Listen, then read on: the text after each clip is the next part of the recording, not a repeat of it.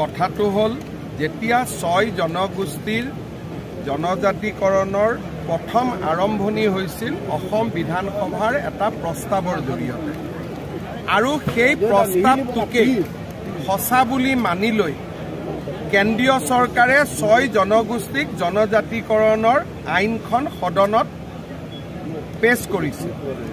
যেতিয়া তেওঁলোকে সদনত আইনখন পেশ কৰিলে তাৰ পিছত আমাক তেওঁলোকে লিখিলে যে বিধানসভাত আপোনালোকে যিটো প্ৰস্তাৱ লৈছিল তাক কেনেকৈ আপোনালোকে ইমপ্লিমেণ্ট কৰিব পাৰে তাৰ মডেলিটিজটো আমাক দিয়ক। তেতিয়া আমি বিধানসভাৰ প্ৰস্তাৱটো প্ৰথমবাৰ খুলি চালোঁ।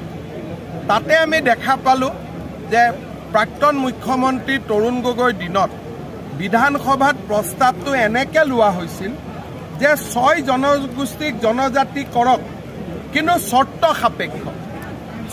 সাপেক্ষ কি যে পুৰণা জনগোষ্ঠীখিনিৰ কোনো ক্ষতি হ'ব নোৱাৰে। এতিয়া পুৰণি জনগোষ্ঠীখিনিক আমি মাতিলোঁ, তেওঁলোকে ক'লে আমাৰ ক্ষতি হ'ব। এতিয়া বিধানসভাৰ প্ৰস্তাৱ অনুসৰি আমি পুৰণা জনজাতিখিনিক কোনো ক্ষতি কৰিব নোৱাৰোঁ।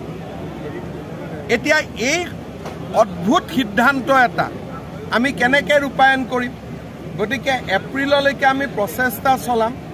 এপ্ৰিললৈকে যদি আমি 2টা জাগাত সমন্বয় স্থাপন কৰিব নোৱাৰোঁ তেতিয়াহ'লে আমি বিধানসভাত এই প্ৰস্তাৱটো আকৌ এবাৰ লৈ গৈ কংগ্ৰেছ দলকে সুধিব লাগিব যে আপোনালোকে এই প্ৰস্তাৱটো কেনেধৰণে লৈছিল আৰু এইটো কেনেকৈ কৰিব পাৰি, আপোনালোকে আমাক পৰামৰ্শ দিয়ক।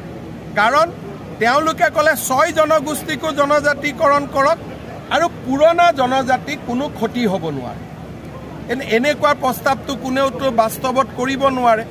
তথাপিতো আলোচনা কৰি আমি কিছু ঐক্যমতত আহিছোঁ।